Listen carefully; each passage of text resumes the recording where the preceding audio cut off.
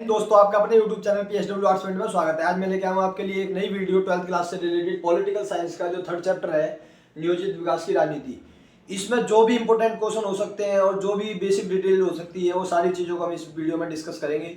इससे पहले जो है आपके फर्स्ट चैप्टर और सेकंड चैप्टर पे वीडियो ऑलरेडी मैं बना चुका हूँ, उसे आप जाके देख सकते हो। ओके, अगर हम बात करें नियोजित विकास की राजनीति की तो आपको पता होना चाहिए कि भारत के सामने स्वतंत्र भारत के सामने 3 चुनौतियाँ थी। कौन कौन सी 3 चुनौतियां थी? पहली चुनौती थी वो एकता के सूत्र में बांधने की थी। दूसरी जो थी वो क्या थी? वो थी लोकतंत्र कायम करने की। और तीसरी चुनौती थी एक समानतापूर्ण आर्थिक विकास करने की। तो तीसरी चुनौती के लिए ये चैप्टर जो है तीसरी चुनौती से किस तरीके से भारत ने अपने आप को निपटा, ओके, भारत ने क्या समाधान निकाला उसका, तो सारी चीजों को हम इसमें डिस्कस करेंगे। सबसे पहले बात करें नियोजित विकास होता क्या है। तो नियोजित विकास एक ऐसा विकास होता है जिसमें कि हम कम से कम संसाधनों का इस्तेमाल करके कम से कम पर्यावरण को नुकसान पहुंचाते हुए और आने वाली पीढ़ी को ध्यान में रखते हुए जो विकास किया जाता है उसे हम क्या कहते हैं? नियोजित विकास, प्लान डेवलपमेंट कहते हैं उसे। अब प्लान डेवलपमेंट करना है मतलब आने वाली पीढ़ी के लिए भी रिसोर्सेज बच जाए और पर्यावरण भी कम नुकसान पहुंचे, तो उसके लिए सिंपल सी बात है कि एक पूरा प्लान तो होना चाहिए हमारे पास, एक ड्राफ्ट तो होना चाहिए। उसके लिए किस चीज की स्थापना हुई? उसके लिए हुई योजना आयोग की स्थापना। क्या? प्लानिंग कमीशन की स्थापना। प्लानिंग कमीशन की स्थापना कब हुई? मार्च 1950 को। कब? मार्च 1950 को। इसके अध्यक्ष कौन थे? इसके अध्यक्ष बनाया गया प्रधानमंत्री को। जो भी प्रधानमंत्री होगा वो इसका अध्यक्ष कहलाएगा। ओके, तो जवाहरलाल नेहरू हमारे पहले प्रधानमंत्री थे तो इसीलिए वो इसके अध्यक्ष बनते हैं। उसके बाद पहले उपाध्यक्ष कौन थे? पहले उपाध्यक्ष जो बने थे वो बने थे हमारे गुलजारीलाल नंदा जी। कौन? गुलजारीलाल नंदा जी। उसके बाद में अब भारत ने पंचवर्षीय योजना अपनाई। आने वाले 5 साल के लिए ड्राफ्ट तैयार कराया जाता था और ये काम किसको दिया गया? ये योजना आयोग को ये काम दिया गया कि वो एक ड्राफ्ट तैयार करें। ओके, उसके लिए बाद में पंचवर्षीय योजना अपनाई, 5 ईयर प्लान। 5 ईयर प्लान को किस देश से हमने ग्रहण करा? वो करा सोवियत संघ से ग्रहण किया। सोवियत संघ जो यूएसएसआर कहा जाता था उस समय, यूसे यूनाइटेड सोशलिस्ट सोवियत रिपब्लिक, उसने इसको कब अपनाया था? 1928 से 1933 के बीच में इसको अपनाया था। किसको? पंचवर्षीय योजना को। हमने फिर उस देश से ये ग्रहण करी अपने यहाँ पर। भारत में ये पंचवर्षीय योजना का अपनाएगी सबसे पहली बार 1951 से 1956 में जो है ये पंचवर्षीय योजना अपनाएगी। और किस पे जोर दिया गया? वो जोर दिया गया कृषि पर। किस पे? कृषि पर।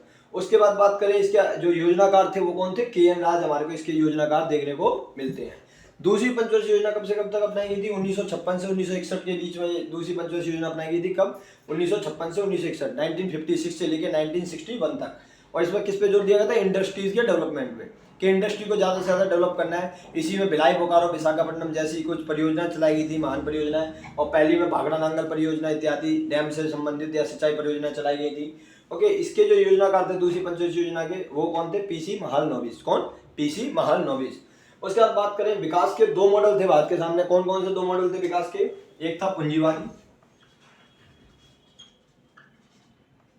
जो किससे प्रेरित था? USA से। और दूसरा था हमारे सामने वो था साम्यवादी, जो किससे प्रेरित था? USSR से। आपको पता होगा जो कोल्ड वॉर हुआ था, शीत युद्ध, वो 2 महाशक्तियों के बीच में हुआ था। कौन कौन से? USA और USSR के बीच। तो अगर हम देखें USA और USSR, ये जो है इन दोनों की विचारधारा के आधार पर ये विकास के मॉडल अपनाए थे इन्होंने। एक पूंजीवाद कैपिटलिज्म को अपनाया था, एक साम्यवाद जो सोशलिज्म को अपनाया था USSR ने। अगर हम बात करें भारत ने कौन सा मॉडल अपनाया, तो भारत ने दोनों की कुछ अच्छी बातों को लिया और भारत ने मॉडल जो अपनाया तीसरा मॉडल वो अपनाया मिश्रित मॉडल।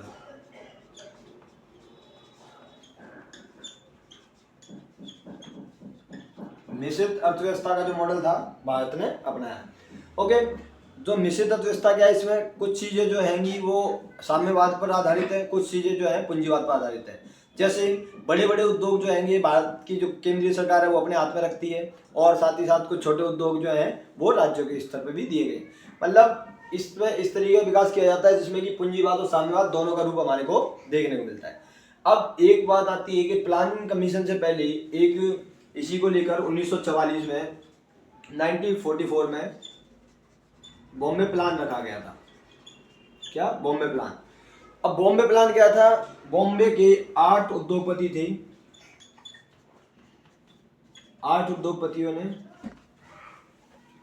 ठीक है, 8 उद्योगपतियों ने, जिसमें सर आरदेशी दलाल के नेतृत्व में रखा गया था। ये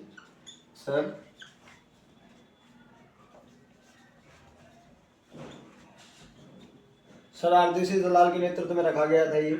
ओके, बॉम्बे प्लान कब रखा गया था? 1944 में, जिसमें उद्योगों पर आधारित विकास पर जोर देने के लिए कहा गया था। ओके, उसके बाद में अगर हम बात करें, केरल का विकास किस मॉडल पर आधारित था? केरल मॉडल पे। केरल ने कौन सा मॉडल अपनाया था? केरल मॉडल। और जो हमारे को ये देखने मिलता है, पंचवर्षीय योजना जो है अभी तक चलती आ रही है।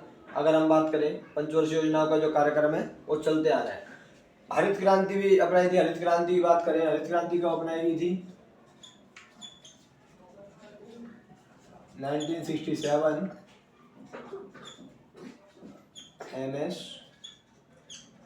स्वामीनाथन के नेतृत्व। MS स्वामीनाथन के नेतृत्व में हरित क्रांति अपनाई गई थी ताकि कृषि को ज़्यादा से ज़्यादा बढ़ावा दिया जा सके।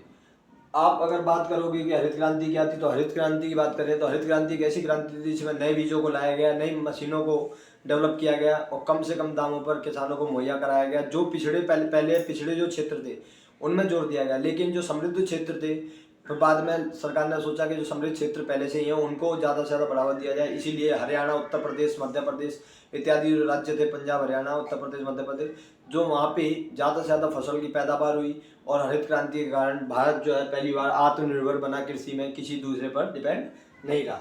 इसमें जो इंपॉर्टेंट क्वेश्चन हमारे को देखने मिलता है वो है पहला, एक पंचवर्षीय योजना में अंतर पहली और दूसरी पंचवर्षीय योजना में। तो पहली पंचवर्षीय योजना के योजनाकार कौन थे? KN राज। दूसरी के कौन थे? PC माडनोबिस। पहली का जो समय काल अगर बात करें तो आपको 5 पॉइंट डालने हैं। पहला डालना है योजनाकार, दूसरा डालना है समय काल। समय काल में क्या है? पहली का 1951 से 56, दूसरी का है 56 से 61। फिर देना है उद्देश्य। पहली का उद्देश्य क्या था? कृषि पर जोर देना। दूसरी का उद्देश्य क्या था? उद्योगों पर जोर देना। तीसरा अंतर क्या देखने मिलता है आपको? वो देखने मिलता है परियोजनाएं। तो पहली पंचवर्षीय योजना के दौरान कौन सी परियोजना चली थी? भाखड़ा नांगल परियोजना, सिंचाई परियोजना थी। और दूसरे के दौरान क्या चली गई थी? भिलाई, बोकारो, विशाखापट्टनम जैसे उद्योगों की स्थापना हुई थी। इसके अलावा एक जो चीज आती है मॉडल, कौन सा मॉडल अपनाया गया था? पहली का जो मॉडल था वो था हैरोल्ड डोमर मॉडल। कौन सा? Harold Domar model. और दूसरी का जो मॉडल था वो था PC Mahalanobis model. Mahalanobis model के नाम से जानते हैं। अब बात आती है, इसमें एक बहस भी देखने को मिलती है हमारे को। वो क्या देखने मिलती है कि कृषि को बढ़ावा दिया जाए उद्योगों पर। तो कृषि को बढ़ावा देने के लिए चौधरी चरण सिंह ने बात की थी। चौधरी चरण सिंह। और उद्योगों पर जोर देने के लिए JC कुमारप्पा।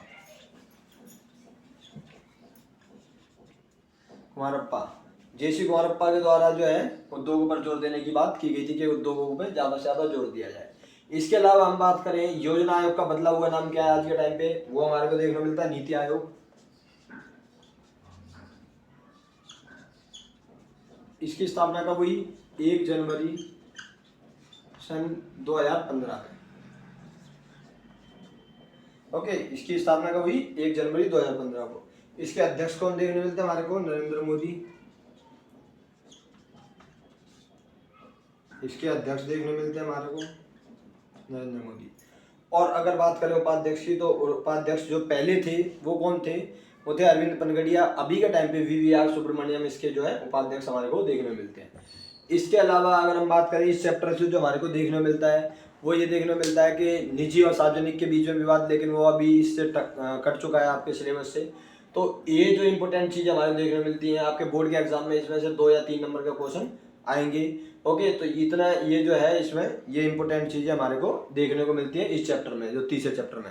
इसके अलावा जो चौथा चैप्टर है आपके, उसमें हम डिटेल पर वीडियो बनाएंगे उस पर। ओके, अगली वीडियो आपकी चौथे चैप्टर से रिलेटेड आएगी। उसके लॉन्ग क्वेश्चन, शॉर्ट क्वेश्चन सभी को डिस्कस करेंगे। तो इस वीडियो में इतना ही। ज़्यादा से ज़्यादा इस वीडियो को शेयर करना और चैनल को सब्सक्राइब करना, बेल आइकन को प्रेस करना, ताकि आने वाली वीडियोज़ की नोटिफिकेशन भी आपको मिल सके।